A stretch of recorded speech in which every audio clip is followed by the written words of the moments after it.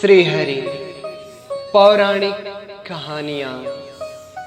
सनातन धर्म प्रेमी बंधु भगिनी और सनातन धर्म के रास्ते पर चलने वालों, सनातन धर्म की प्रचार प्रसार करने वालों, आइए हमारी गीता प्रेस गोरखपुर के द्वारा प्रकाशित यह महान पुस्तक शिक्षाप्रद 11 कहानियां, जो कि जयदयाल गोयंदका जी के द्वारा लिखित है, श्रवण करते हैं। कहानी क्रमांक 5। भगवान के शीघ्र मिलने में भाव ही प्रधान साधन है। आइए जानते हैं विभिन्न कहानियों के माध्यम से कि भगवान के शीघ्र मिलने में भाव किस प्रकार से प्रधान साधन है। संसार में क्रिया की अपेक्षा भाव ही प्रधान है। छोटी से छोटी क्रिया भी भाव की प्रधानता से मुक्ति तक दे सकती है, और उत्तम से उत्तम क्रिया भी निम्न श्रेणी का भाव होने पर नरक में ले जाती है। जैसे कोई मनुष्य जप तप ध्यान स्तुति प्रार्थना पूजा पाठ यज्ञ और अनुष्ठान आदि दूसरों के अनिष्ट या विनाश के लिए करता है, तो उसके फल स्वरूप कर्ता को नरक की प्राप्ति होती है। उपर्युक्त अनुष्ठान आदि क्रिया यद्यपि बहुत ही उत्तम है, तथापि भाव तामसी होने के कारण कर्ता की अधोगति करने वाली होती है। भगवान श्री कृष्ण जी कहते हैं, जघन्य गुण वृत्ति स्था अधो गच्छन्ति तामसा। श्रीमद् भगवद गीता अध्याय 14 श्लोक 18। तमोगुण के कार्य रूप निद्रा प्रमाद और आलस्य आदि में स्थित तामस पुरुष अधोगति को अर्थात कीट पशु आदि नीच योनियों को तथा नरकों को प्राप्त होते हैं। जब यही उत्तम क्रिया स्त्री धन पुत्र आदि की प्राप्ति के लिए अथवा रोग निवृत्ति के लिए की जाती है, तब राजसी भाव होने के कारण उससे मध्यम गति प्राप्त होती है।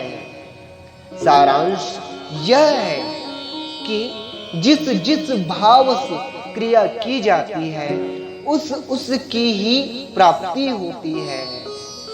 उपर्युक्त उत्तम क्रिया ही जब कर्तव्य समझकर निष्काम प्रेम भाव से भगवदर्थ की जाती है, तब उसका फल अंतःकरण की शुद्धि होकर भगवान की प्राप्ति होती है। इस प्रकार एक ही क्रिया भाव के कारण उत्तम मध्यम और अधम फल देने वाली होती है।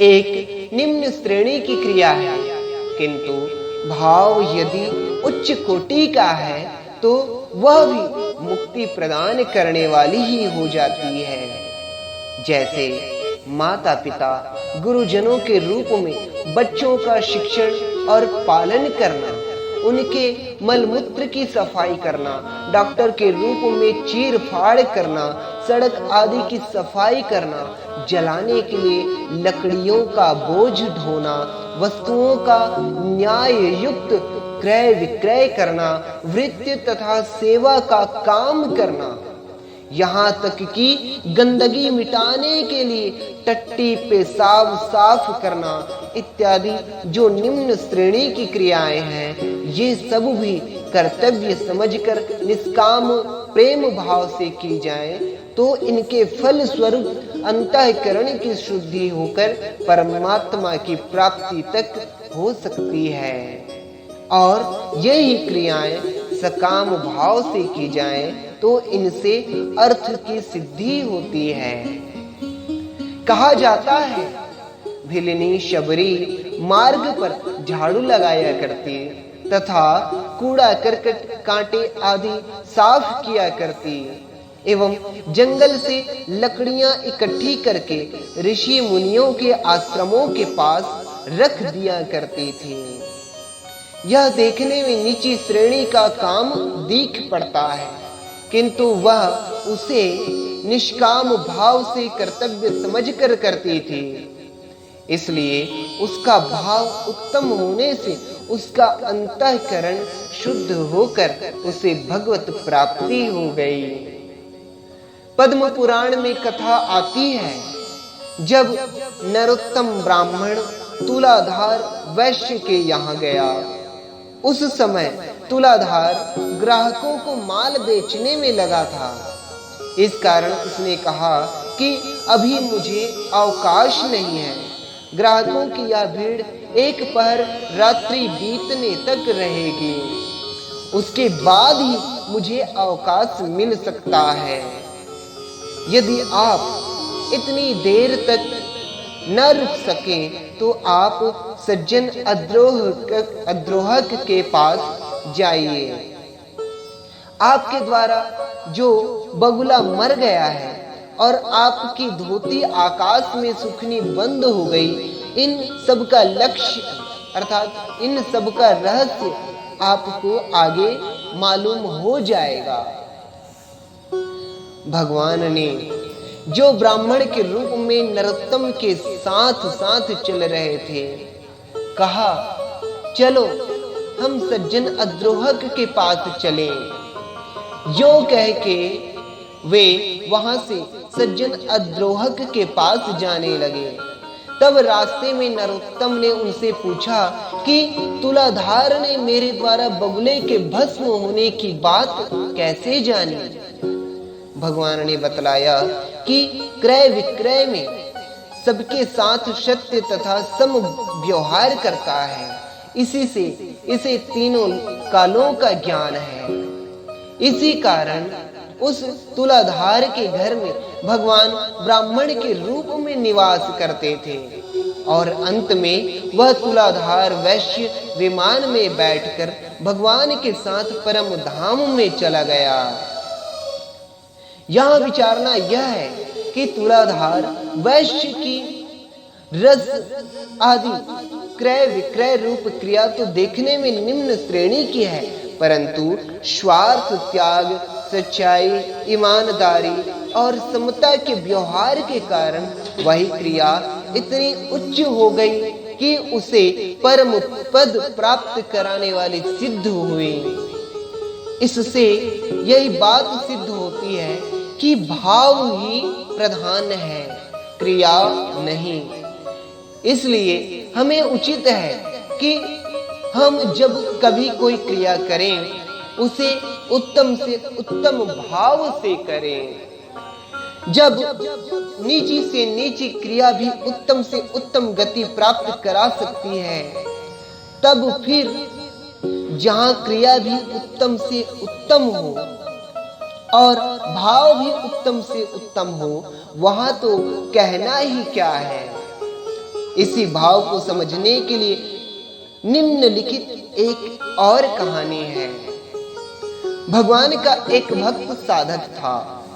वह एक पीपल के वृक्ष के नीचे रहकर भजन, ध्यान, गीता पाठ, साधु सेवा, तप और उपवास आदि किया करता था। एक समय वहां देवर्षि नारद जी पधारे। साधक ने उनकी बड़ी सेवा शुश्रूषा की। तदनंतर जब नारद जी जाने लगे, तब उसने नारद जी से पूछा, भगवान आप कहाँ जा रहे हैं? नारद जी ने बतलाया, मैं भगवान के पास बैकुंठ जा रहा हूँ। उसने नारद जी के चरणों में सिर नवाया और हाथ जोड़कर उत्सुकता पूर्वक दीन भाव से प्रार्थना की कि क्या आप मेरे लिए भी भगवान से यह पूछ लेंगे कि मुझे उनके दर्शन कब होंगे? नारद जी ने कहा, क्यों नहीं, जरूर पूछकर तुझे उत्तर दूंगा। इतना कहकर नारद जी वहां से चल दिए और बड़े प्रेम से भगवान के नाम और गुणों का कीर्तन करते हुए वैकुंठ धाम पहुंचे। भगवान ने पूछा, नारद तुम कहां से आ रहे हो?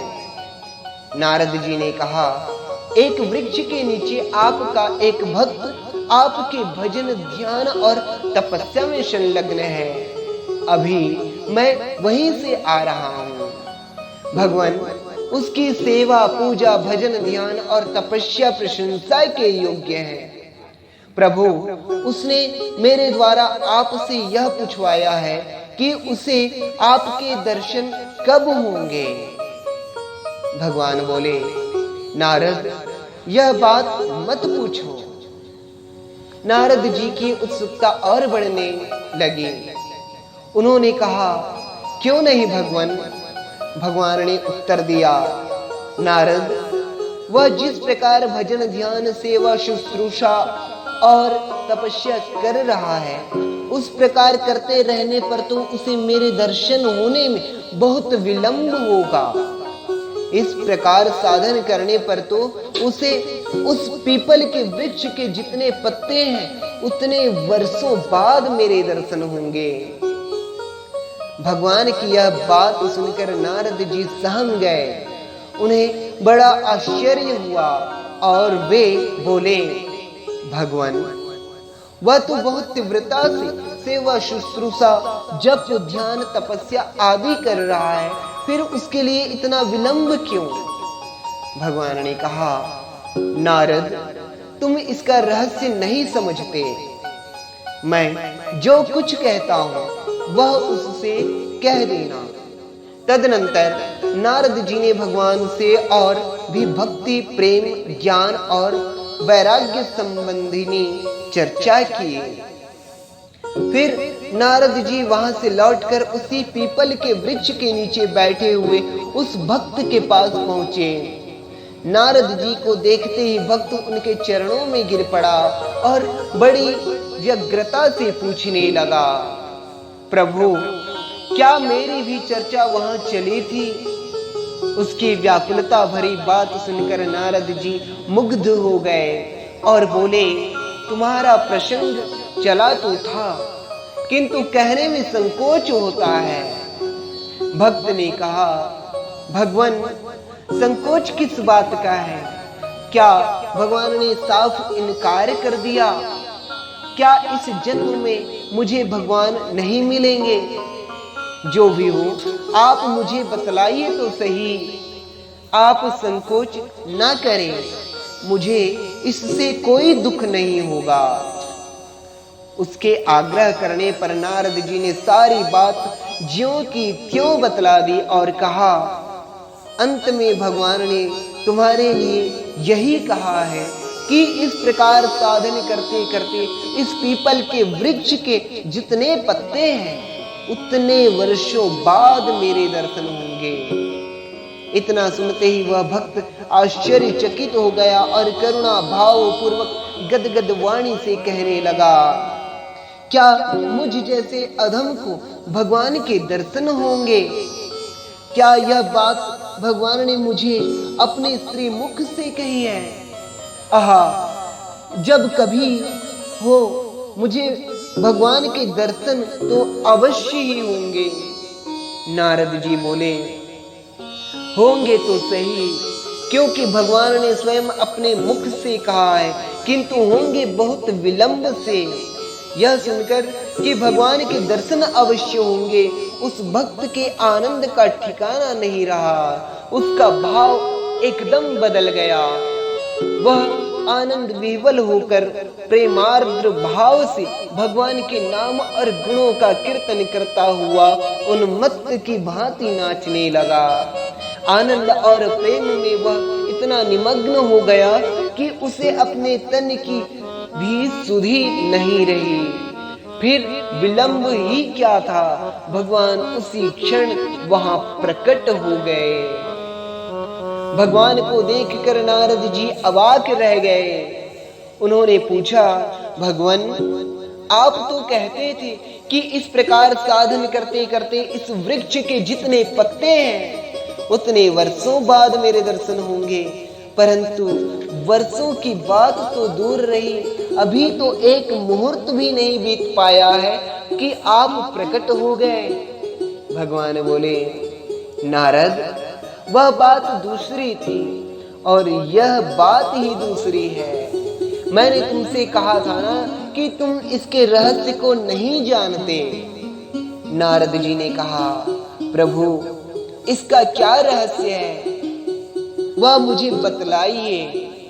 भगवान बोले, नारद, उस समय तो इसके साधन में क्रिया की ही प्रधानता थी, किंतु अब इस समय तो क्रिया के साथ ही इसके भाव की भी प्रधानता है। साधुओं की सेवा शुश्रूषा, व्रत उपवास तपस्या, गीता पाठ, सत्पुरुषों का संग स्वाध्याय और भजन ध्यान आदि साधन रूप मेरी भक्ति करना बहुत ही उत्तम क्रिया है। इन सब क्रियाओं के साथ जब तक अनन्य प्रेम भाव नहीं होता तब तक उसके लिए विलंब होना उचित ही है। जब भक्त अपने को भुलाकर अनन्य प्रेम भाव में मुग्ध होकर केवल मेरे भजन कीर्तन में ही निमग्न हो जाता है, तब मैं एक क्षण भी नहीं रुक सकता। इस समय इसका जो अपूर्व पवित्र प्रेम पूर्ण भाव है उसकी ओर तो देखो। उस समय क्रिया उत्तम रहते हुए भी इसका ऐसा भाव नहीं था। इसीलिए मैंने यह कहा था कि इस प्रकार का साधन करने पर तो उस वृक्ष के जितने पत्ते हैं उतने वर्षों के बाद मेरे दर्शन होंगे। इस रहस्य को सुनकर नारद जी भी प्रेम विह्वल हो गए और भावावेश में अपनी सारी शुद्ध बुद्ध भूलकर भगवान के नाम और गुणों का कीर्तन करते हुए उद्दंड नृत्य करने लगे। दोनों भक्तों की इस प्रेममय स्थिति से स्वयं भगवान भी प्रेम मग्न हो गए। उनकी भी वैसी ही स्थिति हो गई। भगवान की तो यह प्रतिज्ञा ही ठहरी, ये यथा मां प्रपद्यन्ते तासां तथैव भजाम्यहम्। अर्थात जो भक्त मुझे जिस प्रकार भजते हैं मैं भी उनको उसी प्रकार भजता हूँ। गीता अध्याय 4 श्लोक 11।